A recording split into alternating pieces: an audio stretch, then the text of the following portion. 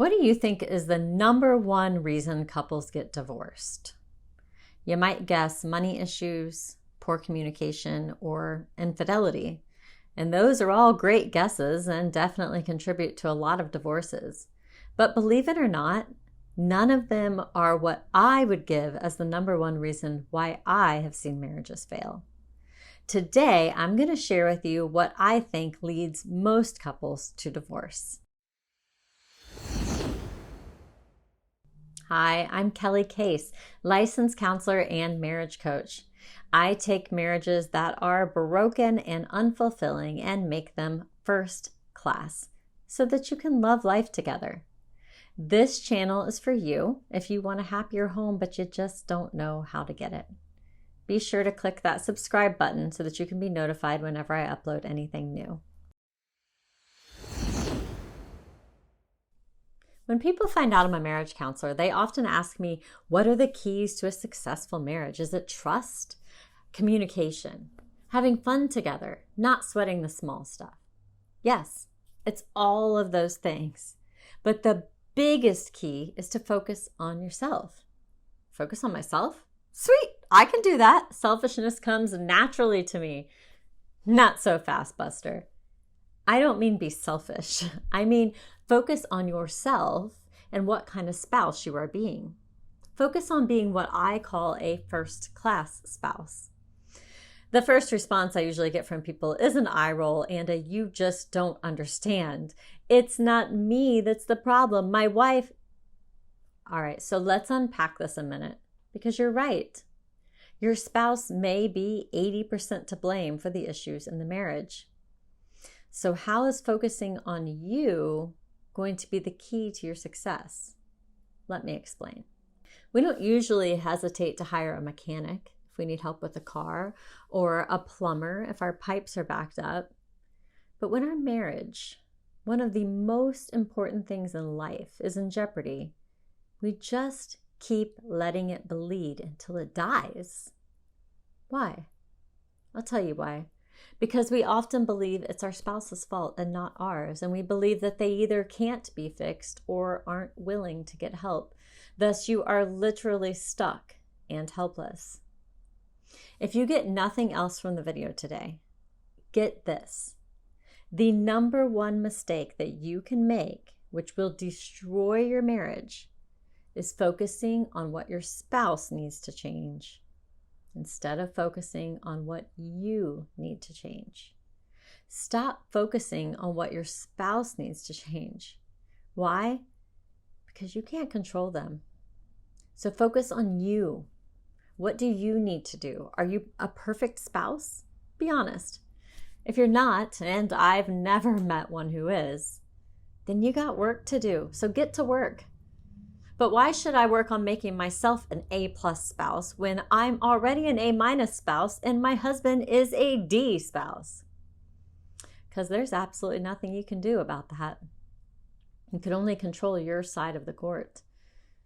Do you really think that by refusing to improve on your flaws, that will force him to improve his? Well, if I do even better, then I'm just enabling his bad behavior. Okay, hear me on this. I don't want you to enable any bad behavior. I should clarify right here that being a first-class spouse does not mean being what your spouse wants you to be. It means being what a good spouse is, whether they like it or not. In other words, maybe your wife thinks that being a good husband means never speaking up about your likes and dislikes, just going with the flow and doing whatever she wants you to do. That's what she thinks will make her happy. I don't want you to do that because that's not being a first-class spouse.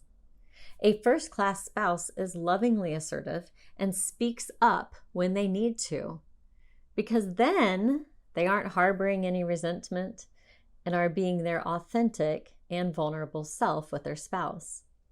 And ultimately, that's what your wife really wants, whether she knows it or not.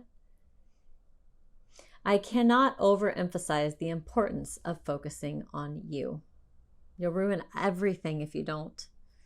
Be the best spouse you can possibly be. That is your challenge. Do you have needs? Of course. Is your spouse falling short? Most likely. How has it been working for you to focus on that? Not good? All right, then let's try it this way now. Challenge yourself to become a first-class spouse and see what happens. I dare you. They may not deserve it.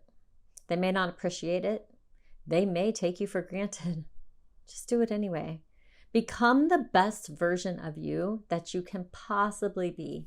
You'll be a better person for it, regardless of what happens in your marriage. Take that log out of your own eye before you worry about taking the speck out of your spouse's eye. I don't know who's more to blame for your marriage issues. Every single person that gets coaching from me thinks that their spouse is more to blame. All I know is that if both of them were focusing on being the best spouse that they could possibly be, they wouldn't need me. I'd be out of a job. Given the strong demand for my services, that means not enough people are focusing on themselves. I was recently speaking with a wife who is struggling in her marriage, and I explained to her this concept that in my program, I teach people to focus on yourself and focus on how you can become a better partner rather than always focusing on what your spouse needs to change, what you think they need to do differently, because we can't control other people. We can only control ourselves. And she said, "Oh, that's great. I totally agree with that. It would be really great if I could get my husband to see that he needs to focus on himself and that he needs to change." It was like she didn't even hear what I said. And then sometimes I'll get a spouse who is rather savvy and partially gets the point. They say, I get it. So instead of putting the responsibility on my wife, I need to take a look at myself. And I need to ask the question like, why am I continuing to allow her to treat me this way? Why am I tolerating this? What is it about me that would allow someone to treat me this way? Well, this is a way of taking responsibility and looking at yourself. It's only partial because he's still focused on what his wife is doing wrong and how he shouldn't continue to tolerate it. He isn't saying, how can I be a better husband? How can I grow? How can I change? What can I do differently? Hear me. Focus on you. You have the power to make a difference in this relationship. I want to empower you to make things better. You can't continue to sit around and say, poor me, I picked the wrong person to marry, or poor me, my in-laws did a crappy job raising my spouse. You're no longer a victim. So no blame allowed. Blame is when you say that the marriage problems are all the other person's fault, or you can't change until they do. That's pointless talk. What does that accomplish? How has that been working for you? Figure out what you can do to help this marriage.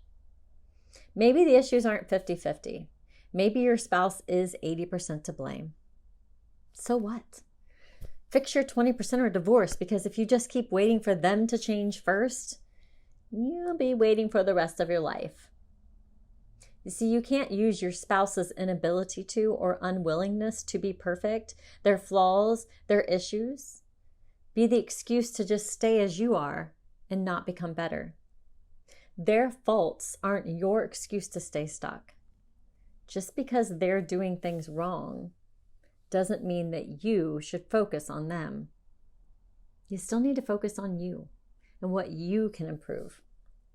This is where almost every couple gets it wrong. Don't be that couple. So today, ask yourself how you can be a better spouse. Is there any resentment that you need to work on letting go of? Do you need to be more vulnerable and open with your spouse? Can you increase your level of commitment? How can you work on your communication? Can you learn something about your spouse that will help you to understand them better and to better meet their needs? Do you need to work on your libido? Can you show more appreciation and stop taking your spouse for granted? Maybe you need to apologize for some things. How can you spend more quality time together? Can you be a better listener? I could ask you questions all day long. I guarantee you're not going to get a perfect score on all of them. You vowed to love this person in good times and bad. You vowed to be a first-class spouse. Now get out there and do it and see how that changes things in your home. You can only control you. My hope for you is that you'll stop living in frustration, always focusing on how your spouse is falling short. And instead, you'll live in a growth mindset where you are always working to become the best version of yourself. And that by doing so, you'll become a first-class spouse who inspires their mate to become one also.